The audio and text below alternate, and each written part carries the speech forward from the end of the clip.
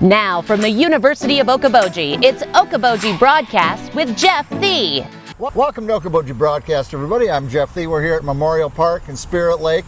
Gregg Owens, the city administrator, city attorney for the city of Spirit Lake, is here with me. Hello, my friend. Hi. It's good Long to see time you. no see. I know.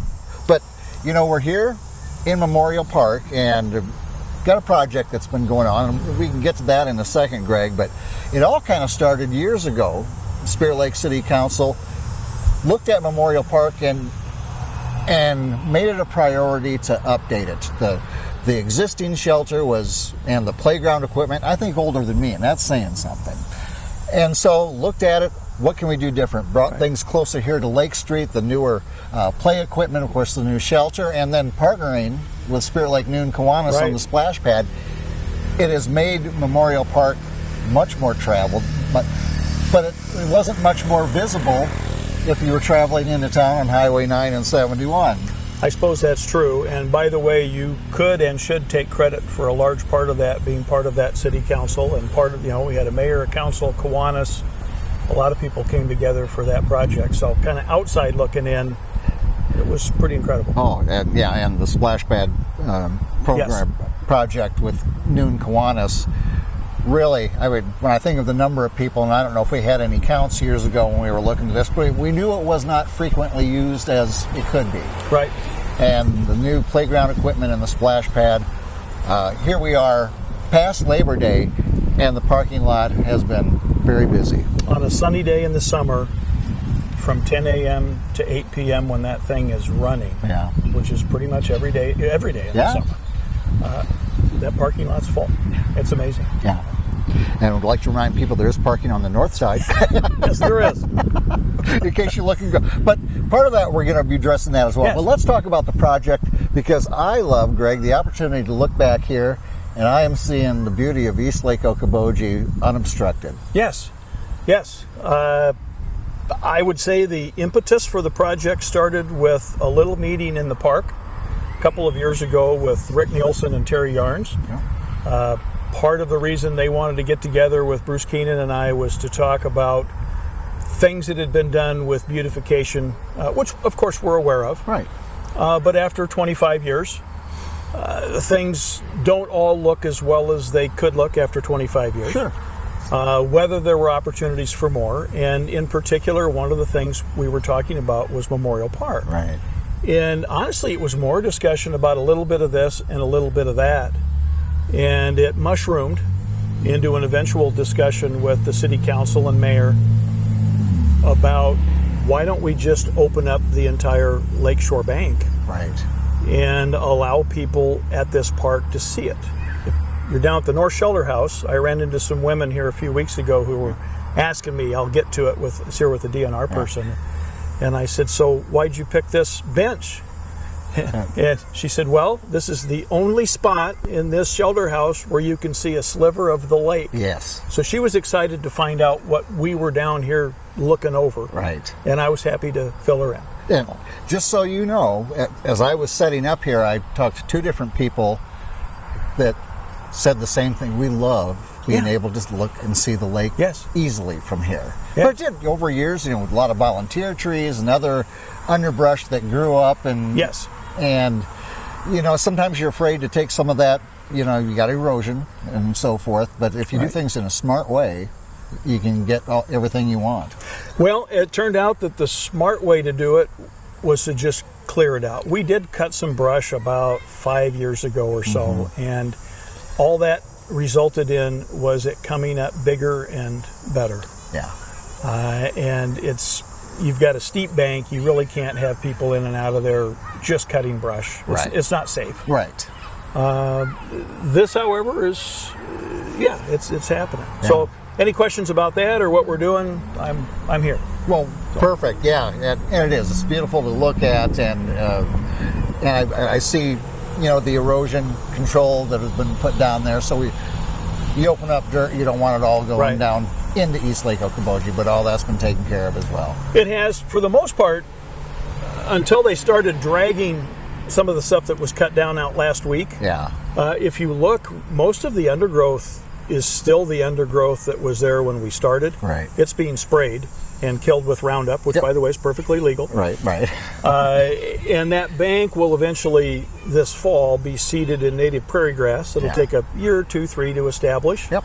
So that's the plan. I have to admit, the original plan was to take out all of the trees on the lakeshore bank.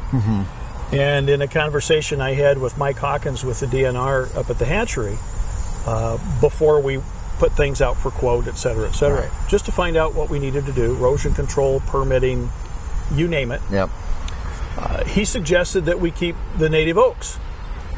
And I think we're a week out from putting it out for quotes. I hate to admit this, but really wasn't on the radar screen. Yeah. Most of them you couldn't even see. And he said, I've got someone I'd like you to meet, and she could come up and meet with you. And I said, well, how about tomorrow? And so she was here at 10 o'clock. All right. In 45 seconds, she had me convinced that these native oaks better stay. A great salesperson. Yeah. Huh? And she was right. And we had some conversations. She marked some native oaks that weren't sustainable, Okay. so they had to go. And the rest of the trees I asked about, and she said, those are volunteer trees. Why would you keep them? Yeah. And so I felt like we were all a little validated, but also that she understood prairie grass, native oaks, maybe take it back the way this could have looked a couple hundred years ago, or even 125 years ago. Yeah. Absolutely. And so that was the idea. Yeah. Yeah. And when the prairie grass takes and that Yeah. comes up, oh, yeah. And we're about 2/3 of the way across. Yep. You can see how it's opened up. I would encourage people to come down and just take a look. Yeah.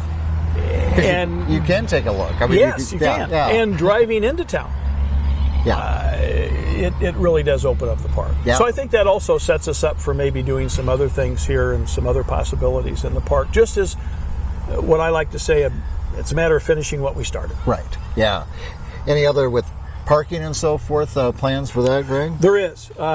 Sometime within the next 60 days or so, this south parking lot, will be closed for construction. Okay. We looked into expanding this parking lot to the west with the elevations and things that proved to be way too expensive for what we were going to gain. Right. And so what is going to happen is an enlargement of this parking lot. Okay. And we'll probably add about a dozen or so spaces. And if we get 12 more cars off the street around here in the summertime, that's a win. Yeah, absolutely. Yeah. And with the number of people that are coming, splash pad, whatever, in Yes. the summertime, yeah, every car can get off the street and into a slot here. Helps everybody. So Pretty much. Yeah. A dozen spots, believe it or not, will make a huge difference. yeah. And then as a matter maybe of finishing what we started, I think there's some things at the north end of the park we could take a look at and give some consideration to. All comes in time. Yes. Time and money. Yes. That's exactly right.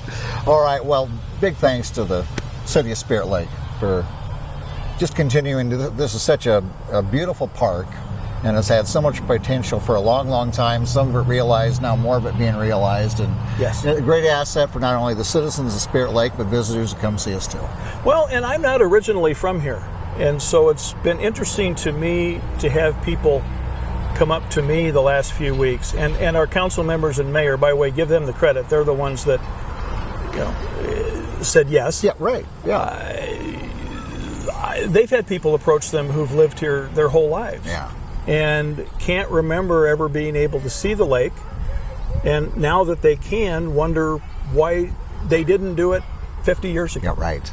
So whether it's validation or approval or just excitement, Yeah. I'm glad we've got a group that wants to be progressive. Yep. And as you know, Jeff, with the investment made in this park years ago with the splash pad, with the improvements, the Clayton Seaman Memorial, Yes. Shelter House, again, it's an opportunity to finish something that was started, and then we can turn our attention to other things. That's right. All right. Well, very good, my friend. I appreciate you coming out, taking time, and talking about it. It's nice to let people know kind of what's going on in their parks. And Appreciate so the forth. opportunity. All right. My friend Gregg Owens here with me again, City Administrator, City Attorney for the City of Spirit Lake. We thank him for joining us here today. We thank you for watching us right here on Okoboji Broadcast. Okoboji broadcast from the studios at historic Arnold's Park Amusement Park is brought to you in part by the Scott Troutman State Farm Agency in Spirit Lake, Quest Wealth Management, a financial advisory practice of Ameriprise Financial Services, advisor Jan Spielman, AJ Spielman, and Erica Wachholz. The headquarters of the University of Okoboji is at the Three Sons, open Monday through Saturday 10 to 5 and Sunday from 10 to 4. Bank Midwest, dream big, plan wisely, live well. Lakes Regional Healthcare and Avera Partner. Ruthven Locker at the Lake, where carnivores are welcome on Hill Avenue in Spirit Lake. Beck Engineering in Spirit Lake. Be Radiant Laser Skin Studio in the Okoboji Plaza in Okoboji.